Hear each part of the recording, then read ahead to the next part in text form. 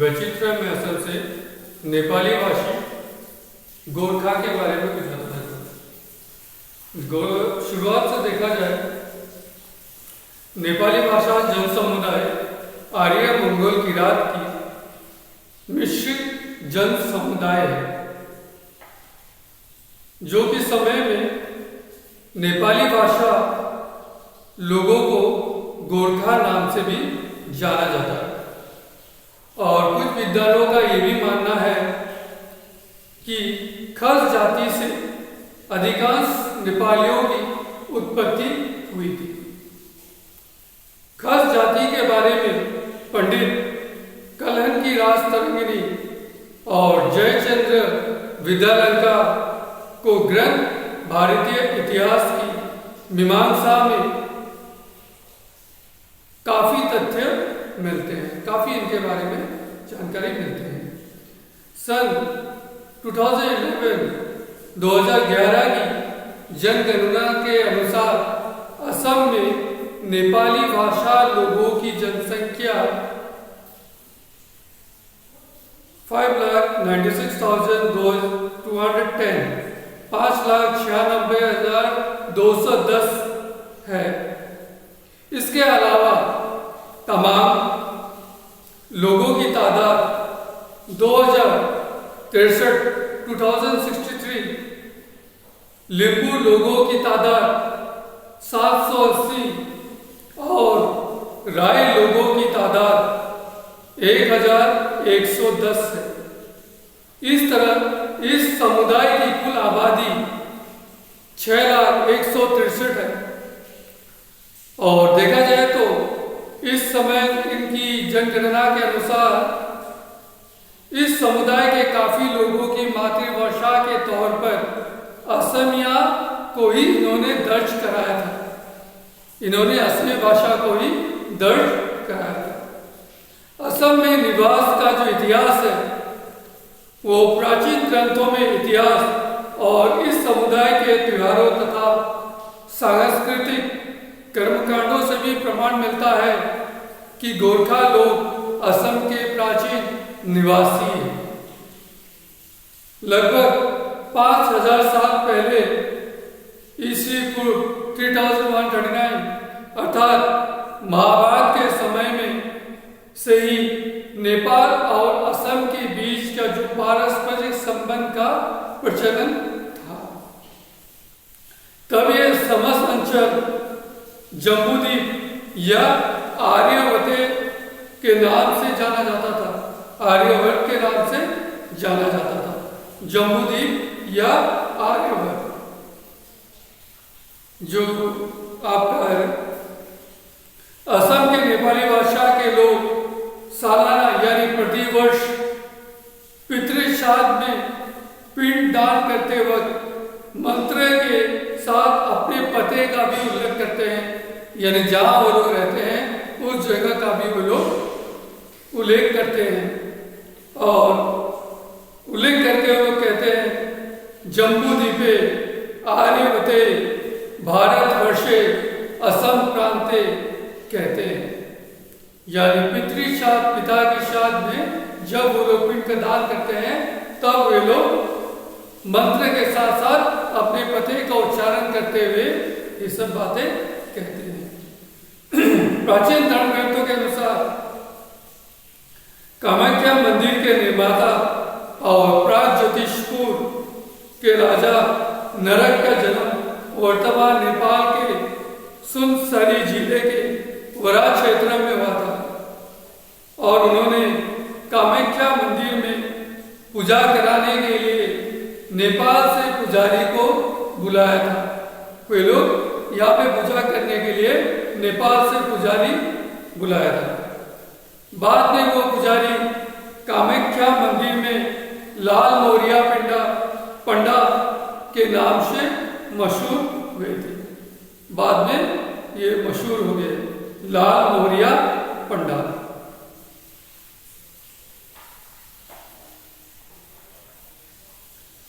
असम साहित्य सभा के पूर्व अध्यक्ष तीर्थनाथ शर्मा के अनुसार 15वीं शताब्दी में श्रीमंत शंकरदेव के शिष्य नेपाली ब्राह्मण रतिकांत उपाध्याय ने वर्तमान टियोक और नगांव में नेपाली सत्र की स्थापना की थी। किसने, कहां पर, किस सत्र की स्थापना किया, किसने किया? नेपाली ब्राह्मण रतिकांत उपाध्याय ने। कहां में किया? टियोक और नगांव में। किस सत्र की स्थापना किया? नेपाली सत्र की स्थापना किया। समय के साथ साथ, यानी समय बढ़ते गया, उसी के साथ साथ उपाध्याय के वंशज असमय समाज के साथ इस कदर घुल मिल गए कि मानव शास्त्रियों का आज उनकी कोई जानकारी नहीं मिली। तत्कालीन ब्रिटिश और नेपाल के बीच 1815 और 16 में हुई सुगौली संधि के तहत नेपाल के नागरिकों के साथ भारत के उत्तर नेपाल का काफी हिस्सा भारत के साथ जुड़ गया। सुगौली संधि के बाद ब्रिटिश ने गोरखा रेजिमेंट, तत्कालीन गोरखा राइफल्स का भी गठन किया था और कुछ सैनिकों को असम में मान सेना को खदेड़ने के लिए उन्होंने वहां पर उनको तैनात कर दिया। असम से मान सेना को खदेड़ने के बाद 1826 में यान्डोपू संधि हुई।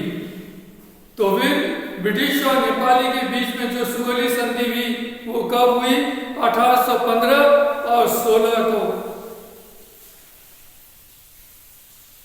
और सुगौल संधि के बाद ब्रिटिश ने गोरखा रेजिमेंट का भी गठन किया था।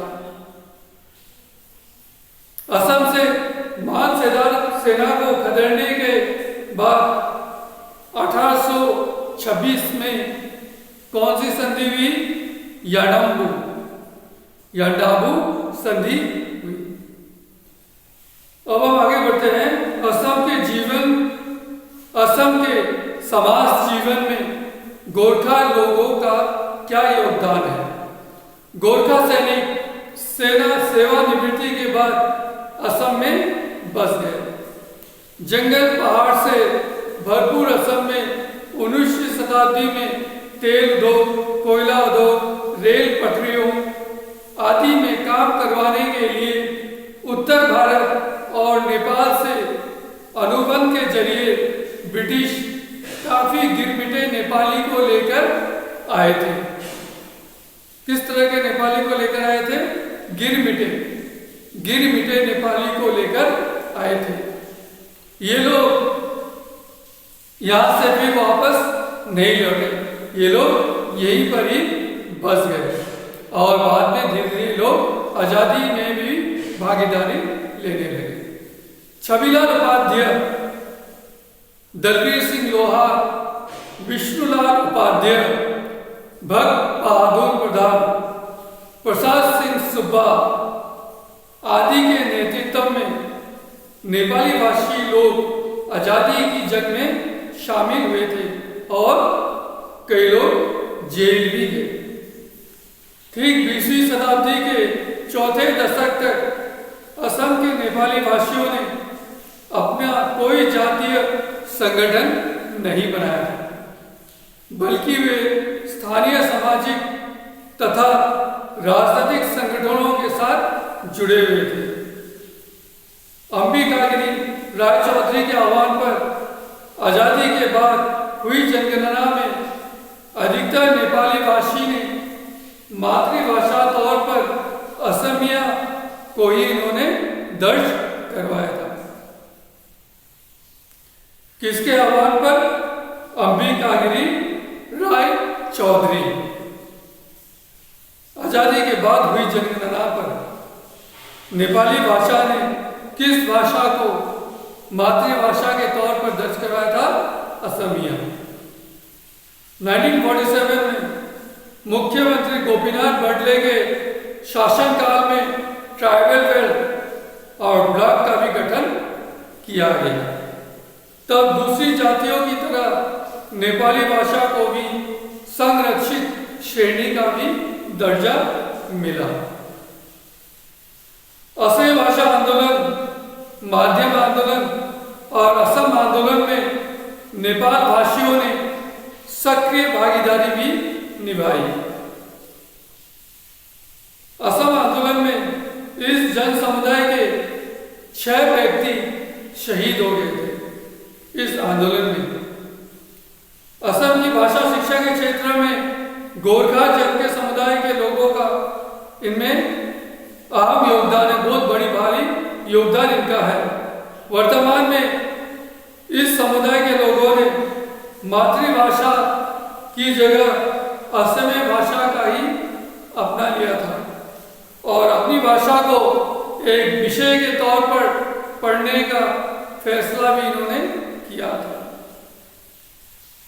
असम के साहित्य, संस्कृति और क्रीड़ा के क्षेत्र में, खेल के क्षेत्र में भी इनका, इस समुदाय का भी बहुत बड़ा योगदान है।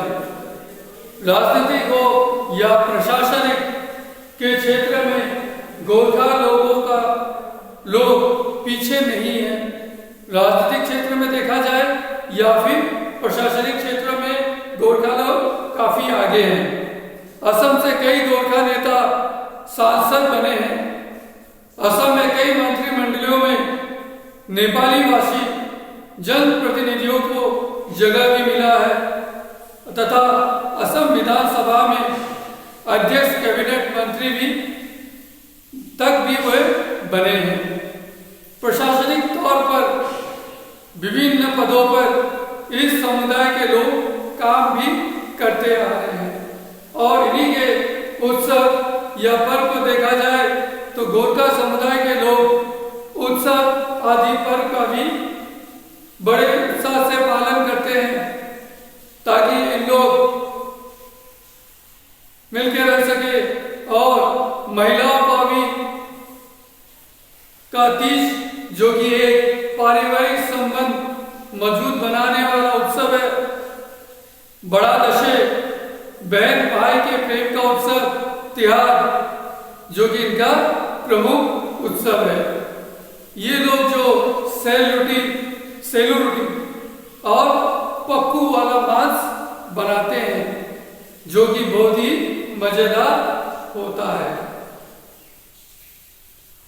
असम के गोरखा जन समुदाय के कुछ उल्लेखनीय व्यक्तियों के नाम हैं, जैसे छबिलाल उपाध्याय, दलवीर सिंह लोहार, हरि प्रसाद गोरखा राय।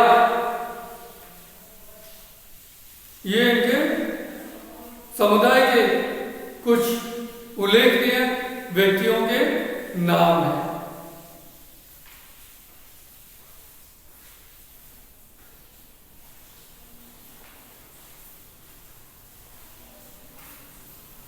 छबिलाल उपाध्याय का जन्म 12 मई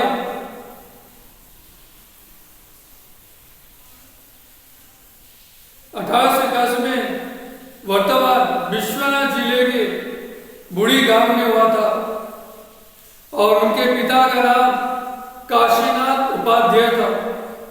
उन्होंने औपचारिक रूप से माध्यमिक शिक्षा भी हासिल की थी, लेकिन औपचारिक शिक्षा के बल पर और चंद्रनाथ शर्मा, घनश्याम बरुआ, लोकनायक, अमीय कुमार दास आदि के सानिध्य में वे आजादी के जंग में शामिल हुए थे। काजीरंगा के आसपास तत्कालीन ब्रिटिश सरकार ने गोरखा और मिसिंग लोगों के मवेशी घरों को तहस नहस करने की तैयारी भी उन्होंने कर दी थी। सन 1919 में तेजपुर में आयोजित असम एसोसिएशन की बैठक में उपाध्याय ने उनके खिलाफ एक प्रस्ताव भी पेश किया था, जिसे स्वीकार भी किया गया। 18 अप्रैल 1921 में जोरहाट में उपाध्याय की अध्यक्षता में असम एसोसिएशन की सभा आयोजित हुई और असम एसोसिएशन का विलय कांग्रेस में किया गया। उनको असम प्रदेश कांग्रेस प्रथम अध्यक्ष भी चुना गया। कांग्रेस में शामिल होने की वजह से अंग्रेजों ने उनको गिरफ्तार भी किया। इसलिए वे सन 1921 में बॉम्बे यानी वर्तमान जो मुंबई कहा जाता है में आयोजित अखिल भारतीय कांग्रेस अधिवेशन में भाग नहीं ले पाए। सन 1921 में महात्मा गांधी असम में आए थे। गांधी के असम आगमन से पहले अंग्रेजों ने राज्य के कांग्रेसी नेताओं को आजादी की जंग से पीछे हटने के लिए काफी प्रलोभन भी दिया था। उपाध्याय को भी इस तरह के कई प्रलोभन दिया गया, जैसे मौजादार के होना, काउंसिलर बनने के लिए या बड़लाट आदि बनने का उन्हें लालच भी दिया गया। उन्होंने इन सब प्रलोभनों को, लालचों को ठुकरा दिया और गांधी जी के नेतृत्व में अश्वेत आंदोलन में शामिल होने के लिए आगे बढ़ गए और इसी कारण उन्हें 6 महीने तक जेल की सजा भी भुगतनी पड़ी। जेल से लौटकर उन्होंने विदेशी कपड़ों को होली जलाने का अभियान में भी भाग लेने के हुए सबसे पहले अपने घर में जितने भी विदेशी सामान मौजूद है उन सबको उन्होंने जला दिया। फिर उन्होंने स्थानीय विद्यालय की स्थापना करने के लिए अहम भूमिका भी उन्होंने निभाया। फिर अंग्रेजों ने जब भारत छोड़ने का आंदोलन दूर रहने का उन्हें प्रलोभन दिया, लेकिन उन्होंने इस प्रलोभन को भी ठुकरा दिया और असम के ग्रुप सी में शामिल होने के कारण उन्हें साजिश का भी उन्होंने कड़ा विरोध किया और उनके नेतृत्व में अखिल भारतीय गोरखा लीग के आह्वान पर 30,000 नेपाली भाषी लोगों ने जिन्ना के इस प्रस्ताव का विरोध करते हुए उनका प्रदर्शन भी किया था। तो फिर हम देखते हैं ये नेपाली भाषा गोरखा के बारे में था और इन सब के बीच से कुछ प्रश्न मैं आपको बोलूंगा जिसको आपको लिखकर मेल में व्हाट्सएप में आपको भेजना है।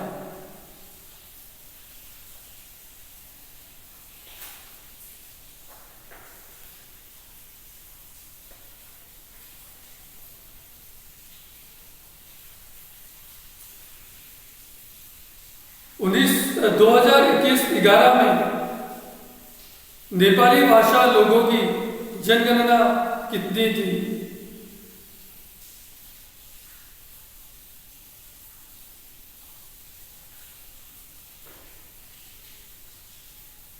उसी जनगणना के समय नेपाली भाषी लोगों ने मातृभाषा के तौर पर किस भाषा को दर्ज करवाया था?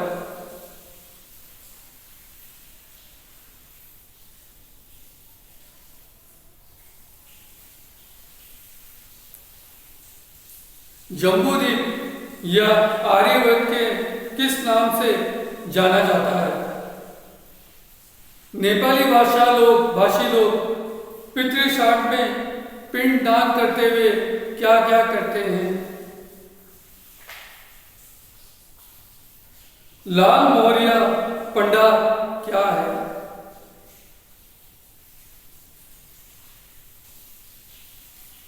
नेपाली सत्र की स्थापना किसने की थी? सुगोली संधि क्या है?